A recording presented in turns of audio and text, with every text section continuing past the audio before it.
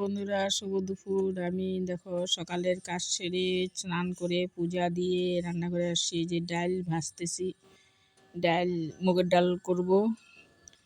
ভাজে উনানে এখন কড়াইতে জল দিয়ে দিব। ভাজা হয়ে গেছে, তা জল দিয়ে একটু ধুয়ে নিচ্ছি। তো তোমরা সঙ্গে থাকো, দেখতে থাকো।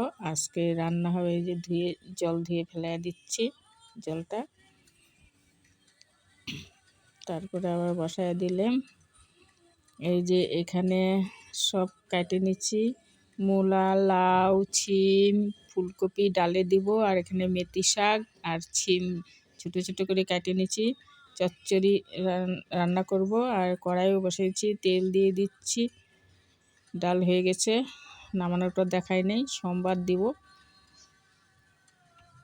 ডালের মধ্যে যে শুকনো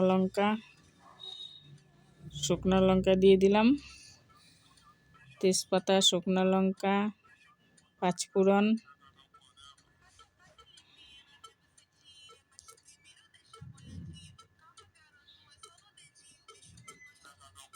গরম হয়ে গেছে তেল। এখন লঙ্কাগুলা ভাজাও হয়ে গেছে, তাই ডাল সম্বাদ দিয়ে দিচ্ছি। ডাল সম্বাদ দিয়ে দিলাম।